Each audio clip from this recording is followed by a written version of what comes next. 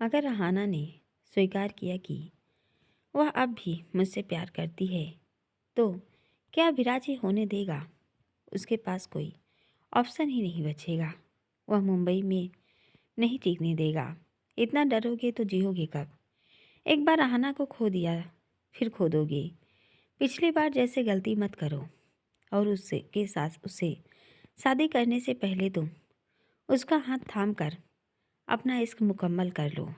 भूमिक उसकी भावनाओं को उबाल देने जोशीले बातें कर रहा था, जिसका असर दिखने भी लगा था।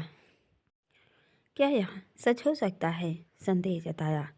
क्यों नहीं होगा? जरूर होगा।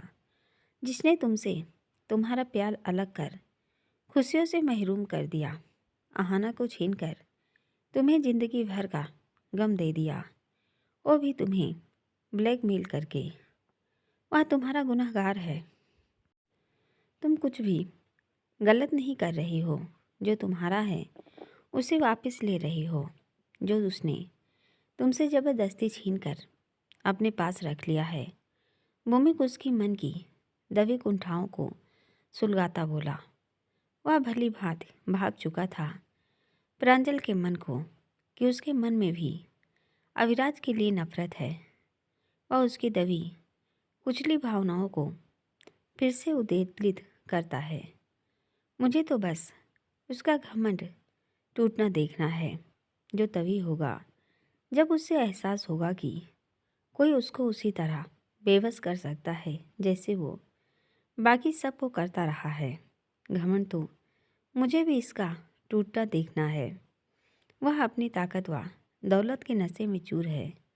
जो चाहता है पा लेता है, जिसको चाहे अपने अनुसार घुमा लेता है। बाकी लोगों को बेवकूफ़ और खुद को बहुत इंटेलिजेंट और प्रैक्टिकल थिंकिंग वाला समझता है। एक बार उसका ये निशा उतरना तो चाहिए, तभी वह जमीन पर चलना सीखेगा। उसकी आंखों में क्रोध झलकने लगा और भूमि के चेहरे पर लोमड़ी को शर्मा देने वाली चालाकी। फिर देर किस बात की? मिलाओ हाथ। हम दोनों उसको वो सबक सिखाएंगे कि वो ज़मीन पर चलेगा नहीं, घुटनों के बल रेंगेगा। वह हाथ आगे बढ़ाता है। आहाना को देख डर लगता है। वह संशय जताता है। कैसा डर? कहीं मैं फिर से उसके दुख का कारण तो नहीं बनूंगा? आहाना का विचार आते ही गुस्से का उबाल ठंडा पड़ता देख भूमिक ने आग में फूंक मारी। तुम्हें जो सोचना है सोचते रहो, जो करना है करते रहो। मैं उससे टकराने अकेला काफ़ी हूँ। मैंने पहले भी उसकी नाक में दम कर दिया है और आगे भी करूँगा। तुम्हारी तरह मैं मन को दो नावों की सवारी नहीं कराता। मैं जो ठानता हूँ वो करता हूँ।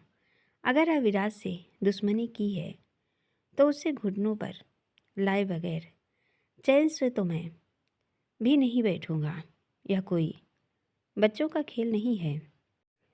अविराज सिर्फ उम्र में नहीं, तजुर्बे में और रिश्तों में भी हमारा चाचा लगता है, और वो हमारे 4 गुना तेज सोचता है।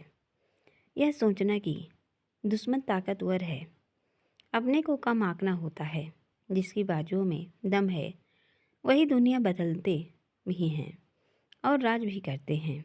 जो तुम्हारे बस का नहीं, जाओ तुम जाकर डुगडुगी बजाओ। वह हाथ नचाता उसका उपहास करता बोला। जो प्रांजल को अच्छा नहीं लगा, अपनी जुबान संभालो। क्यों? बुरा लगा तो ठीक है, डुगडुगी नहीं गिटार बजाओ अपने टूटे दिल को बहलाने के लिए, और आहाना को अपनी पेंटिंग के रंगों में सजाकर ही तसल्ली कर लो। तुम्हारे जैसे कायर लोगों के लिए वही ठीक है। तुम मेरी इंसल्ट कर रहे हो। काम भी तो रिस्पेक्ट देने वाला नहीं कर रहे। कोई भी कदम उठाने से पहले उसका परिणाम भी सोच लेना चाहिए।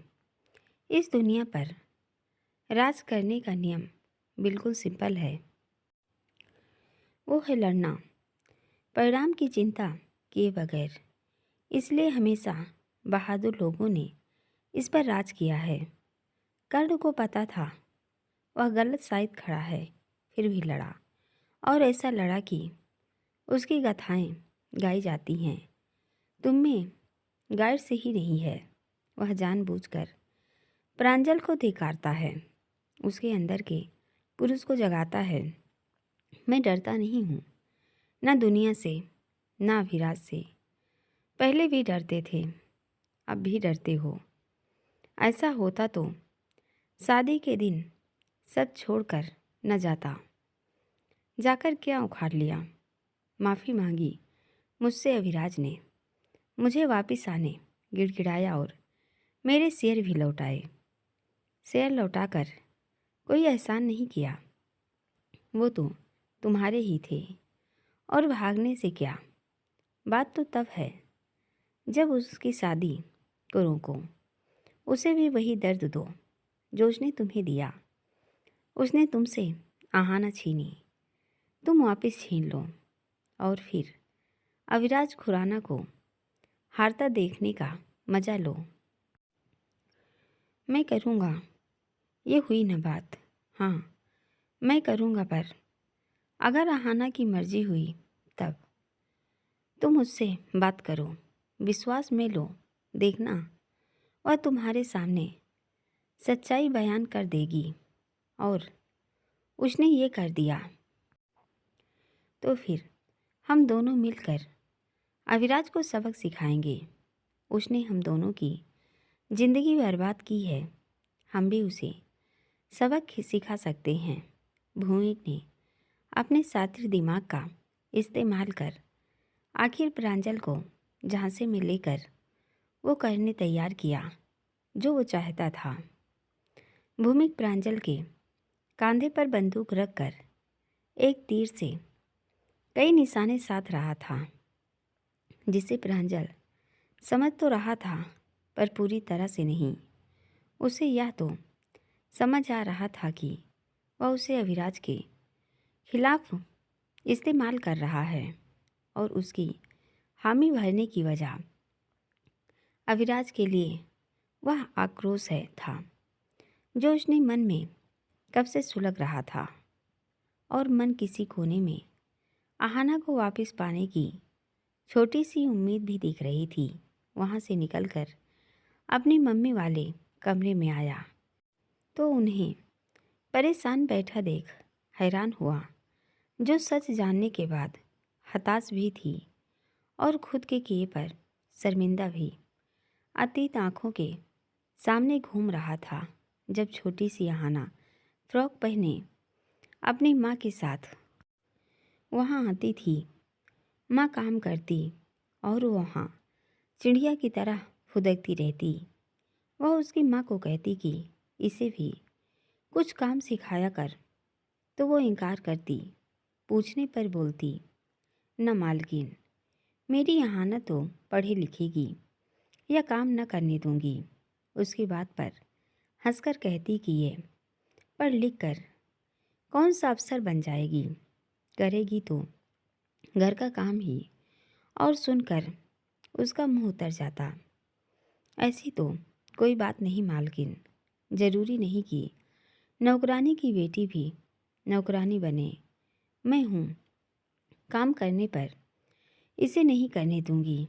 जब तक वो ठीक रही आहाना को काम नहीं करने दिया, पर जिस दिन माँ की बीमारी के बाद आहाना पढ़ाई छोड़ काम करने आई तो बोले बगैर न रह पाई थी कि तेरी माँ तुझे क्या बनाना चाहती थी और तू वही बनी नौकरानी।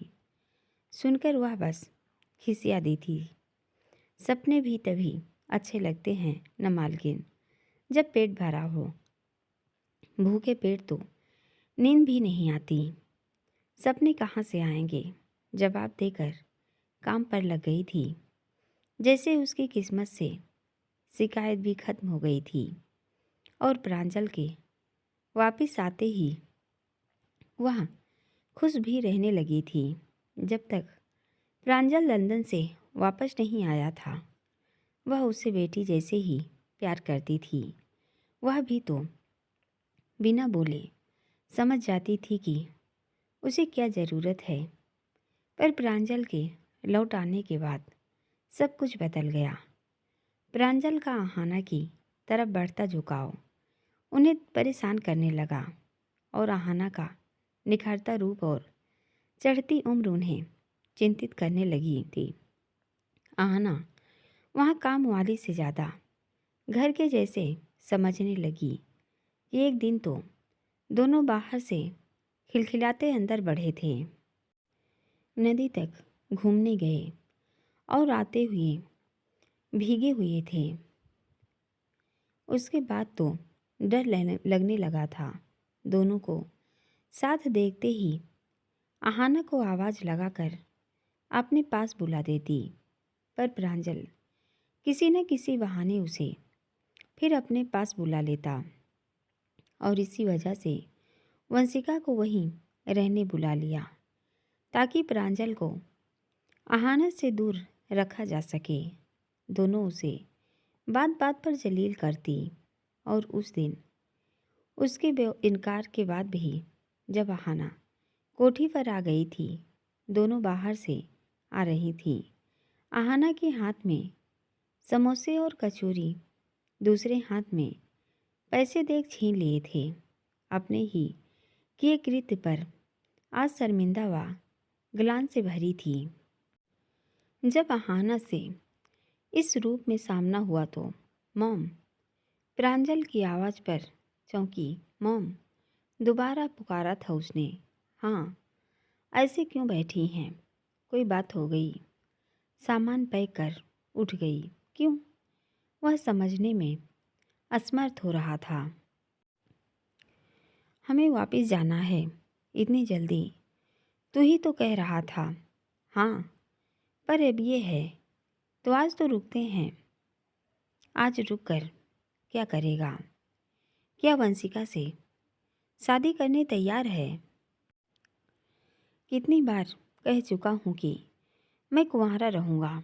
दुनिया की किसी भी लड़की से शादी करूँगा, पर वंशिका से नहीं करूँगा। क्यों? वजह आपको भी पता है, इसलिए कि उसकी वजह से आहाना दूर हो गई। जो भी समझना है, जब वंशिका से इतनी नफरत है तो फिर मुझसे भी तो होगी। आखिर मैंने भी तो उसका साथ दिया था, तो करता होगा मुझसे नफरत। इसलिए सब कुछ छोड़कर भी चला गया था। आज ये कैसी बातें करने लगी आप? मेरी माँ हो, आपसे नफरत करूँगा क्या? और आज अचानक आपको क्या हुआ कि आप वापस जाने चल कर रही हो? आज आज ऐसी सच्चाई सामने आई कि हिली हुई हूँ। कौन सी सच्चाई? एना ही आहाना है। उसने आश्चर्य से उन्हें देखा। हाँ, तुझे पता था। मैं तो उसे पहले दिन ही पहचान गया था। बताया क्यों नहीं? क्या करता बताकर? वह अब किसी और के साथ थी, एक मुकाम पर थी। हाँ, दुख हुआ था जानकर कि उसकी शादी नहीं हुई थी और मैं उसे धोखेबाज समझ रहा था। उसने माफ़ कर दिया तुझे? गलती की माफ़ी होती है, धोखेबाजी की कोई माफ़ी नहीं होती। और मैं उसकी नज़रों में धोखेबाज हूँ। आज जब मुझे सच पता चला है तो खुद को बहुत छोटा महसूस कर रही हूँ। इतना कि आहाना से नज़रें नहीं मिला पाई। चल अब यहाँ से चल। वह परेशान दिखने लगी। पर क्यों? आहाना और अविराज शादी करने वाले हैं। वो तेरी नज़रों के सामने रहेगी, जो तेरे लिए किसी अजाब से कम नहीं। मैं तुझे इतनी बड़ी सज़ा नहीं देना चाहती। तू तो पहले ही सब रिश्ते तोड़ रहा था, पर अब हमारी तरफ से भी टूट गया। चल तैयारी कर लौटने की। नहीं, आज नहीं। बेबे शादी की तैयारी कर रही हैं। और उनके सामने मना करना मुश्किल हो जाएगा। बहुत डर लिए मॉम। और कितना, बस अब और नहीं। क्या कहना चाहता है, उसके इरादे से वे डर गई। एक बार अविराज खुराना के पापों का भी हिसाब होना चाहिए। उसका चेहरा तन गया। तो ऐसा कुछ भी नहीं करेगा, वरना अविराज हमें बर्बाद कर देगा। उन्होंने उसे चेताया, नहीं मॉम, अब वो ऐसा कुछ नहीं कर पाएगा। माना दौलत में बहुत ताकत है, पर इस बार वो दौलत का इस्तेमाल हथियार की तरह नहीं कर पाएगा। तो क्या करने की सोच रहा है? उनका पूरा शरीर डोल गया। एक आखिरी कोशिश आहाना को पाने की। वो नहीं आएगी। कोशिश तो करूँगा। परिणाम जानता है, उसके बाद जो भी परिणाम होगा भुगत लूँगा।